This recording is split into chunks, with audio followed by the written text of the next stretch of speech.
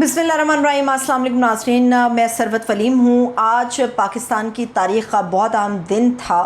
आज जस्टिस काजी फ़ाइज़ ईसा साहब ने बतौर पाकिस्तान चीफ़ जस्टिस उन्होंने आज जिस केस को पहली मरतबा चुना और जिस तरह से मुल्क की तारीख़ में पहली मरतबा सुप्रीम कोर्ट ऑफ पाकिस्तान के अंदर से एक फुल कोर्ट तरतीब देते हुए उसके बराह रास्त समात 25 करोड़ अवाम को सुनवाई गई, दिखाई गई, वो बड़ा ज़बरदस्त मोमेंट था। इसके ऊपर मैं बात करने जा रही हूँ। इसके अलावा एक बहुत बड़ी सियासी जमात है जिसको सिर्फ अंधेरा नज़र आ रहा है और उस सियासी जमात ने फैसला कर लिया है कि वो अपनी पुरानी तनख्वाह के ऊपर काम करने के लिए तैयार है, मगर कहीं पर तकलीफ़ भी है। वो तकलीफ़ किस वजह से है और जो अपनी पुरानी तनख्वाह पर काम करने के लिए वो राज़ी हुए हैं उसकी वजह क्या हुई है।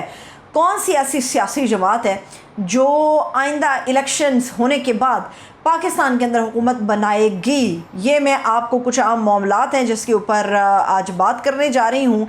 सबसे पहली बात तो ये है कि जो सियासी जमात हुकूमत बनाएगी उसके अंदर दो धड़े हैं और दोनों धड़े हमें एक नज़र आ रहे हैं। इनफैक्ट वो एक नहीं है। फ़ैसला हो चुका कि इलेक्शन जब भी पाकिस्तान के अंदर होंगे तो जो हुकूमत बनाएगी वो मुस्लिम लीग नून होगी। मुस्लिम लीग नून हमें 2024 के अंदर पाकिस्तान के अंदर इक़्तिदार के तख्त पर बैठी हुई नज़र आएगी। यहाँ पे डिलेमा है, एक अलमिया है यहाँ पर। अब ये है कि उस नून की हुकूमत तो बन जाएगी मगर उसके अंदर जो दो धड़े हैं वो क्या करेंगे। कबूलियत जो है मियाँ नवाज़ शरीफ साहब के लिए बिल्कुल नहीं है और नवाज़ शरीफ साहब ये जो एक बयानिया बनाया जा रहा है कि नैब तरमीम कल अदम हो गई और मियाँ नवाज़ शरीफ साहब उसके बावजूद भी पाकिस्तान आएंगे 21 अक्टूबर को, तो ये मियाँ नवाज़ शरीफ साहब जो हैं वो अपनी मर्ज़ी से वापस नहीं आ रहे। उन्हें ये नज़र आने लग गया है कि सारी ज़िंदगी जो सियासत उन्होंने की उसके ऊपर अब पानी फिरने का वक्त आ गया है। वो मट्टी तले दफन होने जा रही है और वो अपनी सियासत को बचाने के लिए, इस रियासत नहीं इस सियासत को बचाने के लिए, अपनी बेटी की सियासत को बचाने के लिए पाकिस्तानी सरजमीन पर 21 अक्टूबर को आ रहे हैं। दावे बहुत हैं कि वो 21 को आ जाएंगे मगर अभी कोई भी इसके अंदर क्लैरिटी या कंफर्मेशन नज़र नहीं आती। मुमकिन है कि 21 अक्टूबर को आने से चंद घंटे पहले जो है उनका पूरा एक प्लान जो है वो तब्दील होता हुआ नज़र आया। अब मामला ये है कि जो सोचा जा रहा है मुस्लिम लीग नून में से गवर्नमेंट बनाई तो जाएगी मगर इसके अंदर जो तख्त पे आदमी बैठेगा वो मियाँ शहबाज शरीफ साहब होंगे। शहबाज शरीफ साहब बेहद कबूल हैं, मकबूल तो शायद नहीं है मगर कबूल हैं। और नवाज़ शरीफ साहब जो हैं कह सकते हैं मकबूल है मगर कबूल नहीं है। वो शहबाज शरीफ साहब जो हैं उनकी ज़ुबान में बड़ी मिठास है और इस मिठास को बहुत सारे लोग पसंद करते हैं। और एक मुल्क का साबिक़ वज़ीर-ए-आज़म जब चौक चौराहे में खड़ा होकर ये बात करता है कि मैं आंखों का तारा हूँ, तो इसका मतलब ये है कि सिर्फ कबूलियत है शहबाज शरीफ साहब की। अब शहबाज शरीफ साहब जो है वो चीज़ों को डील मुख्तलिफ़ अंदाज में करते हैं जबकि मियाँ नवाज़ शरीफ साहब एक मुख्तलिफ़ अंदाज में करते हैं। नवाज़ शरीफ साहब वापस इसलिए आ रहे हैं कि चलिए क्योंकि उनकी ख्वाहिश है कि वो चौथी मरतबा इस मुल्क के वज़ीर-ए-आज़म बन जाए। गो के हमारे आइन में चौथी मरतबा वज़ीर-ए-आज़म की गुंजाइश मौजूद नहीं है मगर अमेंडमेंट हो सकती है, कुछ भी हो सकता है। तो अमेंडमेंट तो फिर एक छोटी सी चीज़ है, वो भी हो सकती है। नवाज़ शरीफ साहब मुमकिन है कि सदर के लिए मान जाएं, ये बड़ा दिलचस्प होगा क्योंकि इक़्तिदार तो उन्हें भी चाहिए, इंजॉय तो वो भी करना चाहते हैं।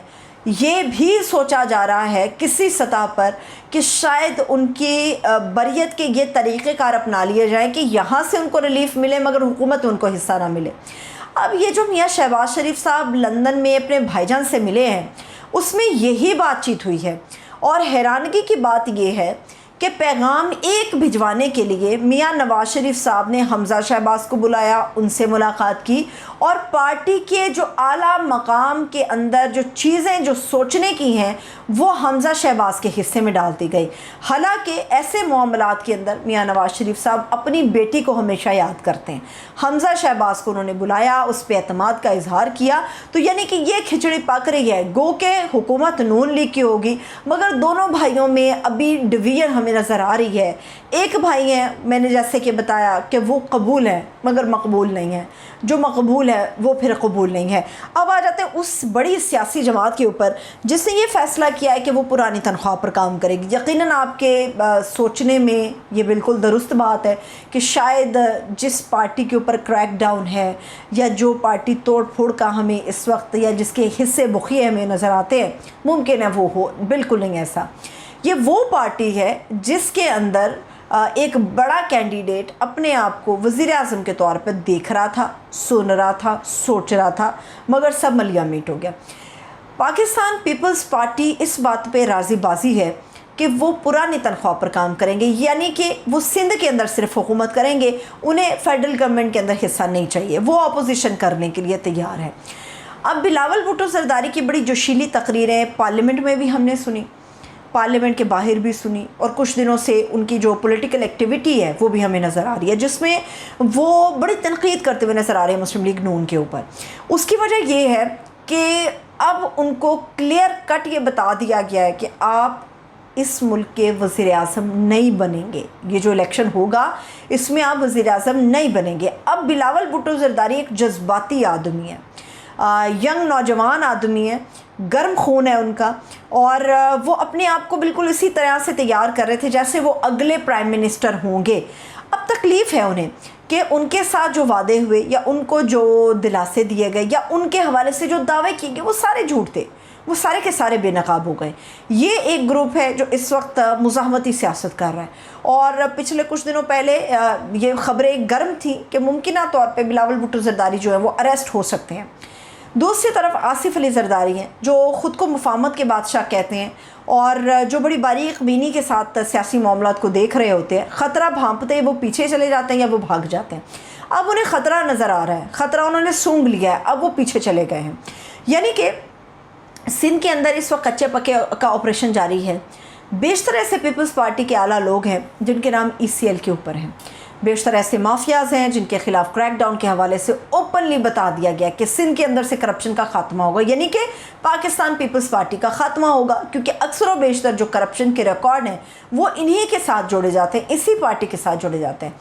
اب کہا گیا یا تو آپ اسی پہ اکتفا کر لیں یا پھر آپ اپنی مرضی کر لیں. اب آصف علی زرداری صاحب سمجھتے ہیں کہ ان کے اگر تو انہوں نے مزاحمتی سیاست کی تو پیپلز پارٹی کا صفایہ سندھ کے بچے کچے حصوں سے بھی مکمل ہو جائے گا.